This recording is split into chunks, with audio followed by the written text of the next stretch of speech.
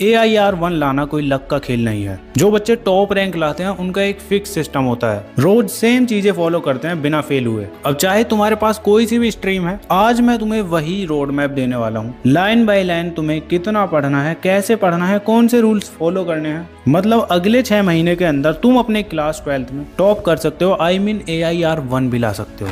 So hi everyone, this is Mukul Bhardwaj और आज की वीडियो में हम बात कर रहे होंगे class 12th AIR-1 road map की, जहां सबसे पहले AIR-1 वाले बच्चों का माइंडसेट क्या होता है वो मैं तुम्हें बताऊंगा। उसके बाद daily self study hours, then daily non negotiable rules जिनको तुम्हें ब्रेक नहीं करना है, एंड उसके बाद मंथली टाइमलाइन और सबसे लास्ट में सीक्रेट टिप है। तो बने रहो एंड तक। करते हैं स्टार्ट AIR-1 माइंडसेट से। तो AIR-1 लाने का मोस्ट फेमस फॉर्मूला है AIR-1 is equal to concept multiply, question practice multiply, revision multiply, consistency. फॉर्मूले से ही पता चल रहा है कि तुम्हारी रैंक 1 कभी भी एक चीज से नहीं आएगी, तुम्हें अपने इन चारों पार्ट को स्ट्रॉन्ग करना पड़ेगा। पहला है तुम्हारा कॉन्सेप्ट, जब तक टॉपिक क्लियर नहीं है आगे का कुछ मत पढ़ो। देन क्वेश्चन प्रैक्टिस, सिर्फ समझना काफी नहीं है, सॉल्व करना पड़ता है। जितने ज्यादा नंबर ऑफ क्वेश्चंस लगाओगे उतने ज्यादा चांसेस है कि तुम अपने पेपर के सभी क्वेश्चन सॉल्व कर लोगे। उसके बाद रिवीजन, जो भी पढ़ा है उसको भूलना नहीं चाहिए, इसीलिए इसको भी ध्यान में रखना है, ठीक है। फिर आता है सबसे इंपॉर्टेंट कंसिस्टेंसी, क्योंकि ऊपर की तीनों चीजें भी इंपॉर्टेंट है, बट अगर तुम्हारी कंसिस्टेंसी बिल्कुल खराब है तो तुम्हारा कुछ नहीं होने वाला। इसीलिए तुम्हें डेली स्टडी करनी पड़ेगी। अब ये रैंक 1 वाले बच्चे कोई जीनियस नहीं होते, इनके पास बस एक ही रूटीन होता है जो वो रोज फॉलो करते हैं, और वही अब एग्जैक्ट नंबर मैं तुम्हें बताऊंगा। रोज कितने घंटे तुम्हें कौन सा सब्जेक्ट को टाइम देना है, क्योंकि रोज पढ़ो बोलना आसान है, एग्जैक्ट नंबर फॉलो करना असली काम है। तो इसीलिए स्टार्ट होता है तुम्हारा part number 2, daily self study hours, जहां पे तुम्हें अपनी स्ट्रीम के जो तुम्हारे मेन सब्जेक्ट है ना, 3 मेन सब्जेक्ट जैसे PCM, PCB, ऐसे कॉमर्स के तीनों मेन सब्जेक्ट और आर्ट्स के तीनों मेन सब्जेक्ट, सबसे ज्यादा टाइम तुम्हें इन्हीं को देना है। बाकी के जो तुम्हारे लैंग्वेज वाले सब्जेक्ट हैं उनको तुम सैटरडे संडे पढ़ रहे होगे। भैया एग्जैक्ट नंबर ऑफ आवर्स कितना पढ़ना है वो तो बताइए। चलो बताता हूँ, लेकिन उससे पहले कमेंट सेक्शन में तुम बताओ तुम कितने घंटे पढ़ रहे हो आजकल। तो देखो, सबसे पहले तुम्हारी स्ट्रीम का जो पहला सब्जेक्ट होगा उसको तुम्हें 90 मिनट पढ़ना है, सेकंड सब्जेक्ट को भी 90 मिनट और थर्ड सब्जेक्ट को भी 90 मिनट। डेली तुम्हें ये 3 सब्जेक्ट पढ़ने हैं, हर एक सब्जेक्ट 90 मिनट्स का होगा, यानी कि टोटल तुम्हारे हो गए 4.5 आवर्स। अगर तुम्हारे पास इतना टाइम नहीं होता तो तुम 60 मिनट्स के भी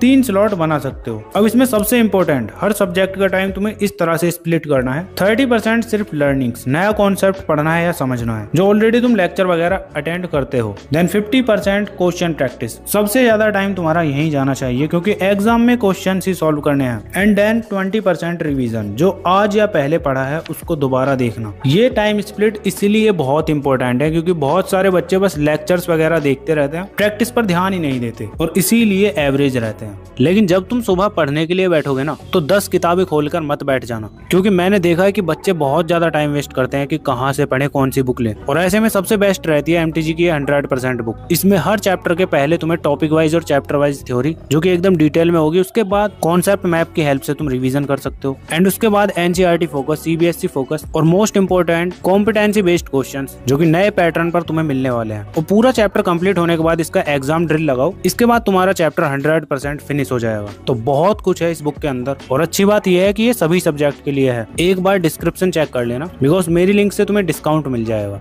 अब यहाँ तक तुम्हें पता चल चुका है तुम्हें कितने घंटे पढ़ना है और टाइम स्प्लिट करना भी सीख गए, लेकिन सिर्फ घंटे बिता देना काफी नहीं है। मैंने बहुत बच्चे देखे हैं जो 5 से 6 घंटे बैठते हैं, फिर भी उनका रिजल्ट बस ऐसे ही रहता है। और इसका रीजन ये 6 रूल्स होते हैं जो वो फॉलो नहीं करते। जहाँ तुम्हारा अभी स्टार्ट होता है third part, daily non negotiable rule. ये 6 रूल्स हैं जो रोज फॉलो करने हैं तुम्हें, वो भी बिना किसी एक्सेप्शंस के। First, finish today target before sleeping. जो तुमने आज के लिए टारगेट सेट किया था उसे कंप्लीट किए बिना मत सोना। और वो तुम्हारे ऊपर डिपेंड करता है कि तुम छोटा टारगेट सेट करते हो या बड़ा टारगेट। तो इसीलिए ये डेली रिफ्लेक्शन हैक है, जहां तुम्हें अपने आप से बस डेली 3 सवाल पूछने हैं, मतलब end of the day 5 minute का काम है। रात को सोने से पहले अपने आप से पूछना है आज मैंने क्या कंप्लीट किया। दूसरा क्वेश्चन अपने आप से पूछना है क्या चीज मुझे डिस्ट्रैक्ट कर रही थी। एंड तीसरा क्वेश्चन अपने आप से पूछना है कल मैं क्या इंप्रूव करूंगा। इससे तुम्हारे माइंड को एकदम क्लियरिटी मिलने वाली है। इसके बाद सेकंड नॉन नेगोशिएबल रूल है हेल्थ रूटीन। अब देखो, अगर तुम कुछ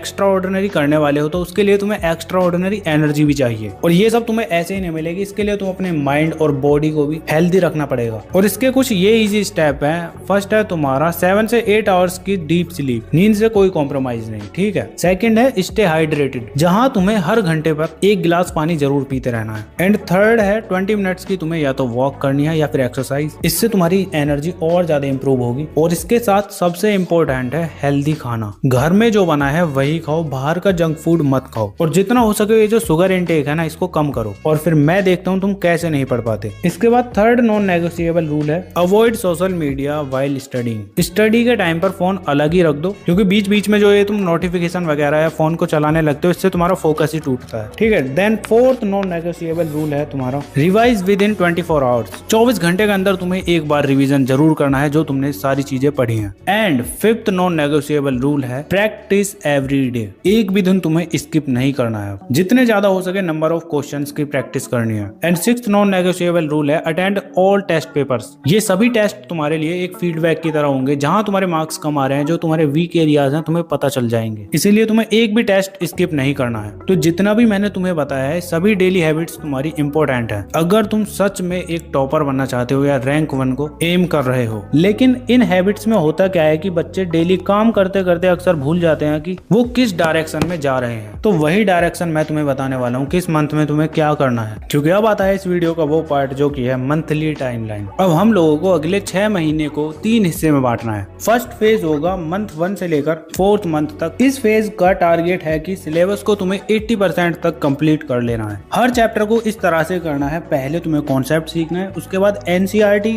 अगर प्रैक्टिस वाला सब्जेक्ट है तो प्रैक्टिस करनी है, रीडिंग वाला सब्जेक्ट है तो रीडिंग करनी है। देन उसके बाद topic wise and chapter wise तुम्हें PYQs लगाने हैं। जैसे ही पूरा चैप्टर खत्म हो जाता है उसके बाद तुम्हें कॉम्पिटेंसी बेस्ड क्वेश्चंस भी अच्छे से तैयार करने हैं। अगर तुम्हें कॉम्पिटेंसी बेस्ड क्वेश्चन सॉल्व करने में प्रॉब्लम आती है तो कमेंट कर देना, मैं नेक्स्ट वीडियो में बता दूंगा कि उन्हें सॉल्व करने का क्या तरीका होता है, ठीक है। इस फेज में तुम अपना पूरा बैकलॉग कंप्लीट करोगे, सिलेबस कंप्लीट कर रहे होगे, और यही तुम्हारा सबसे टफ फेज होने वाला है, जहां तुम्हें एक भी मिनट वेस्ट नहीं करना है, बस लग जाना है एकदम फुल फोकस के साथ। देन जैसे ही तुम्हारे 4 मंथ में सिलेबस कंप्लीट हो जाता है उसके बाद स्टार्ट होता है तुम्हारा 5th मंथ। यहाँ पे तुम्हारे प्री बोर्ड्स स्टार्ट हो चुके होंगे, और इस मंथ में तुम्हें क्या करना है, तुम्हें फुल जो तुम्हारे प्रीवियस ईयर क्वेश्चन है ना, जैसे 2025 का पेपर, 24 का पेपर, इनको सॉल्व करने के लिए बैठना है। जो जो क्वेश्चंस नहीं बनते उन क्वेश्चंस के टॉपिक आइडेंटिफाई करना है, कौन सा तुम्हारा वीक एरिया है उनको स्ट्रॉन्ग करना है, मतलब उसके बाद फिर रिवीजन करोगे। यही करना है तुम्हें 5th मंथ में। लास्ट 10 इयर्स के सभी क्वेश्चंस लगा मारो। एंड इसके बाद तुम्हारा आता है 6th मंथ, जहां पर तुम सैंपल क्वेश्चन पेपर्स लगाओगे। कम से कम हर सब्जेक्ट के तुम्हें 15 सैंपल क्वेश्चन पेपर्स लगाने हैं, और अपनी पेपर प्रेजेंटेशन को और ज्यादा इंप्रूव करना है। इस टाइमलाइन में तुम्हें कोई नया मेथड नहीं सीखना है, नई चीजें नहीं सीखनी है, बस जो पुराना पढ़ रखा है उसी को और अप्लाई करना है, इंप्रूव करना है बस। अब ये टाइमलाइन फॉलो करने से एग्जाम के आखिरी वीक में पैनिक